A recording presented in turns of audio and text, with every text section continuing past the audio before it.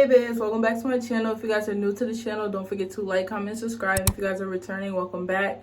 And as you guys seen by the title, today I'm going to be giving y'all the real tea on how to move out. It's not no, oh, do this, do no. I've been through it. I've been through a lot when it comes to moving at a very young age. So one, I can give you advice for the young ones moving out, and even if you're older, because there's a lot of things that you need to know.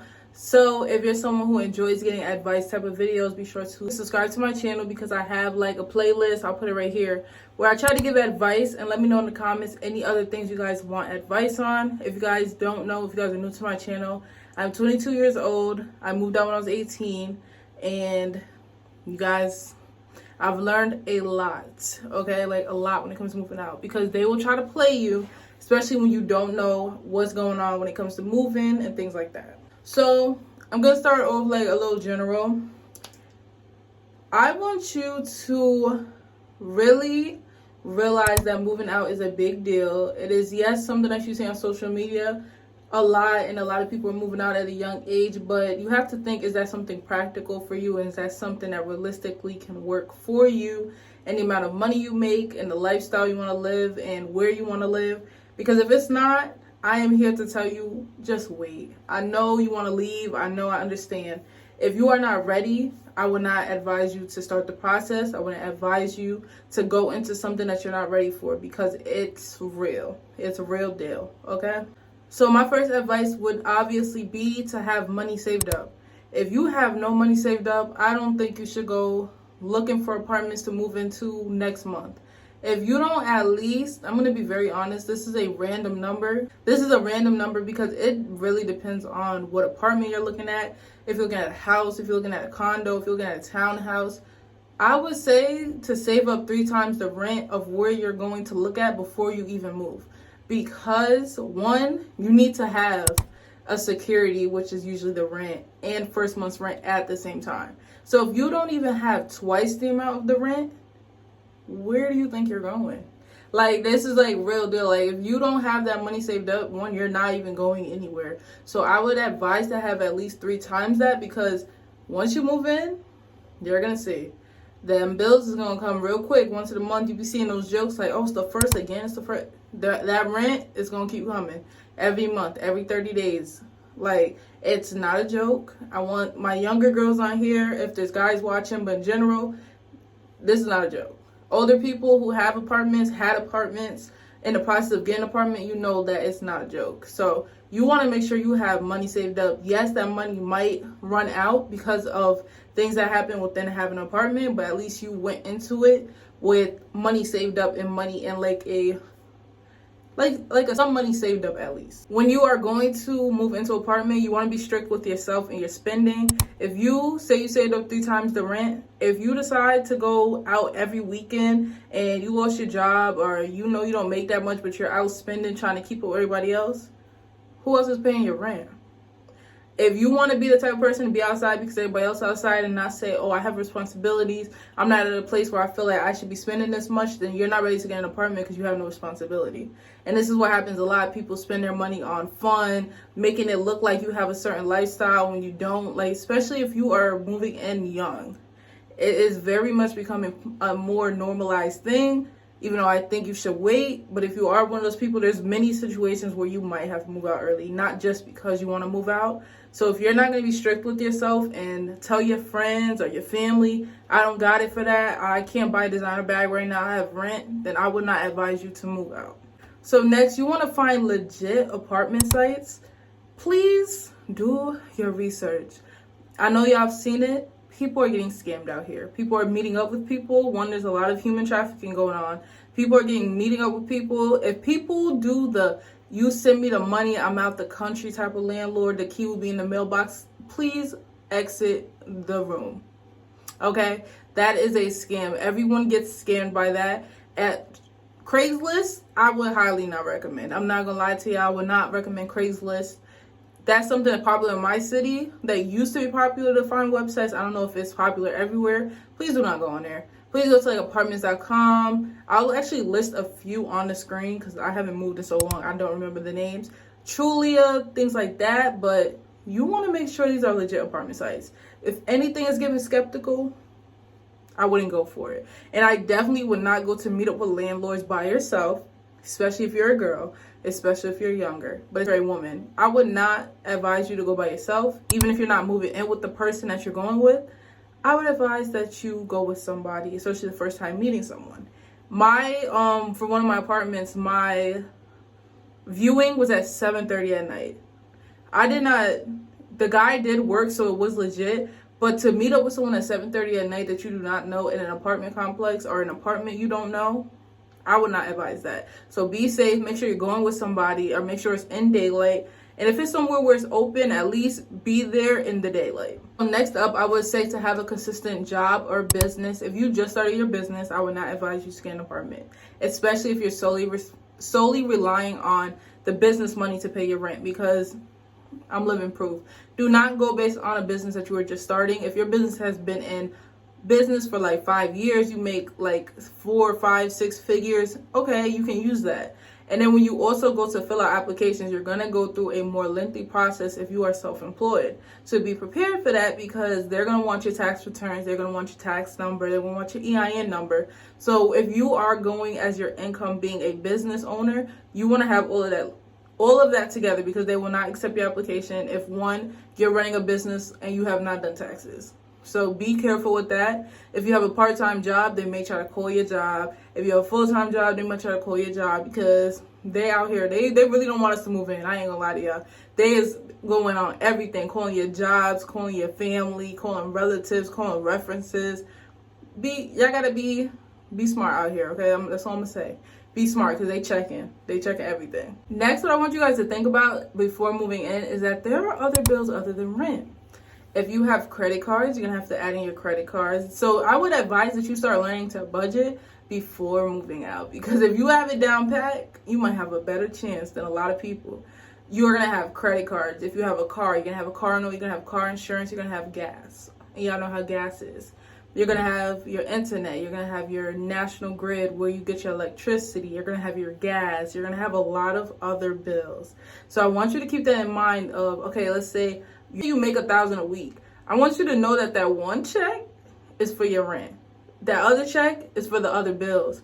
And the other check is maybe gonna be for food and other things that you need hygiene wise, going out to eat. If you want to do stuff like that, you need to budget properly and realize that there's more bills than just rent, especially if you're living higher end, going to more apartments that cost more money. The rent is going to be higher, the national grid, the electricity, the lights are going to be higher. So I need you to keep that all in mind when you're looking to move out. Next, I want you to think about if you're moving by yourself, with a roommate, or with a partner, or with a family member, anything like that. I'm not going to tell you what to do, but I would advise. I did not do this, so I mean, this is what I'm saying. Like, I'm not saying if you do this you're wrong, or you should or shouldn't do it a certain way. I would recommend moving in by yourself the first time you move out, especially if you're a woman, because you need that time to learn yourself. And I had to learn that while being in a relationship and moving out, that you are going to need some space. So if you do end up moving in with your partner or someone else, y'all gonna need some space, okay? I don't think y'all about to be on top of each other 24/7, because some it might not work out if you do that. But honestly, I really think you should move out by yourself if this is your first time. Even if you're younger or older, I think you should move out, even if it's for a few months and you move in with somebody. I'm not the one to tell people what to do.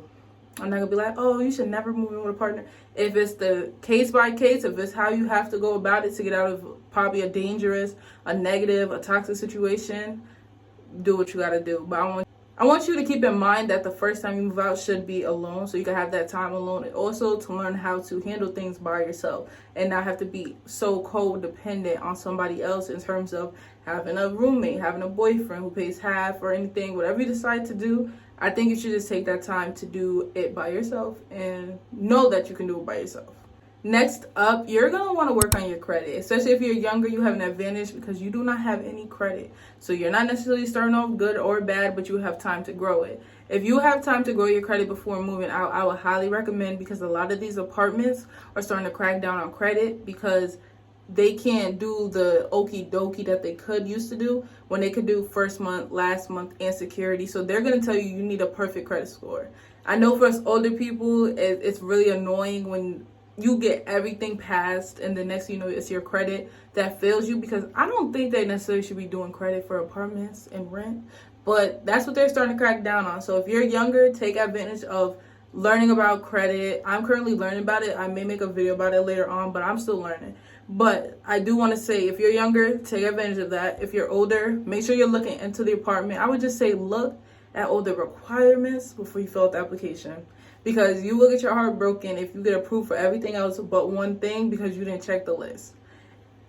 I would not say to not apply if you don't have all the requirements, because they might not even care about it. They might not look at it, but I want you to be aware of what are the requirements for the apartment that you're looking at. Up is for my people who have pets. You want to make sure your apartment that you're looking at is of pet friendly, and if they have a pet fee, because they be charging for the pets. They be charging rent for the pets like they can make their own money. So that's something you want to look into if you have a pet. You want to make sure it's pet friendly. Like I said, you want to check requirements before you start filling out apps.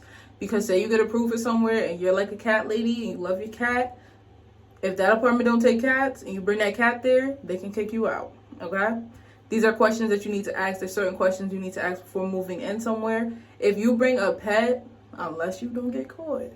That's what I'm going to say. That's all I'm going to say. If you don't get caught, but for real, I don't want nobody going off my video saying, she told us just don't get caught. No, do what y'all want with that information. But if y'all have a pet and they find out you have a pet and you weren't supposed to have a pet, they can kick you out, okay? Be safe out here. Next up, which is something that I had to learn, is to read over your lease, get a copy of your lease. Do not sign your lease electronically without seeing it. You need to sign your lease after reading thoroughly through the lease. If you're at a point where you have money to get a lawyer, I would have a lawyer look over the lease, make sure it's no okie dokie on it. Because if something bad happens or something happens, and say they put it on the lease and you signed it, it goes by whatever the lease said. So if there's things on the lease that you did not read, you cannot say if something happens, it goes by the lease. We want to be older, we want to have responsibility, you need to read your lease. And black people in general, we need to start reading stuff before we sign it. Next up, which is something I had to learn, and I probably will do a story time one day on the most worst apartment I had. And what I can say is research the company that you are living under, if it's a company. The first time I moved, it was a company, it wasn't like a single person. Do your research. If you want the reviews and they happen to have all negative reviews, I wouldn't go there. I understand, I wanted to move. I needed to move, to be honest. So it was kind of like a needed type of situation. But I seen the reviews. I knew they didn't look good. I just seen the apartment and with the apartment. The apartment could be beautiful, but it's not worth the stress that the apartment complex would give you. Or the apartment company or whoever is running it will give you. It's not worth the stress. So if your company has 100 bad reviews, especially if it's talking about being racist and prejudiced towards black people, I have black people watching, I'm not gonna lie to y'all. So if that's the case, don't go there. There's no reason to go there. They're gonna do the same thing to you like I had to do. I had to write a review because it basically was what the review said. The company acted exactly the same way. And do not let them tell you that you can't get a copy of your lease because it's actually illegal. You need a copy of your lease. You can look over it before you have to sign it. Do not sign it as soon as they give it to you, because you want to go in, highlight, reread.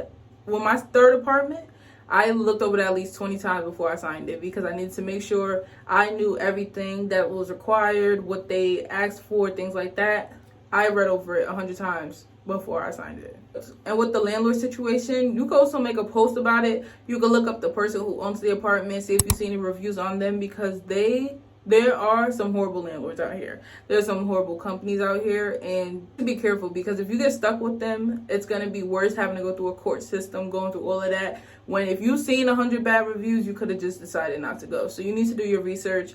If you do get in a situation where your landlord is not doing what they got to do, then you need to bring it to a legal level, because a lot of the times they try to walk over us, because a lot of us don't know our tenants' rights. And I learned that, and that's why I have a current court case going. It's not funny, but it's funny now. It wasn't funny then. I have a current court case going for it, my first apartment, because they tried to do some things that were illegal technically, but I was so young, they thought that we would just go through with what they said.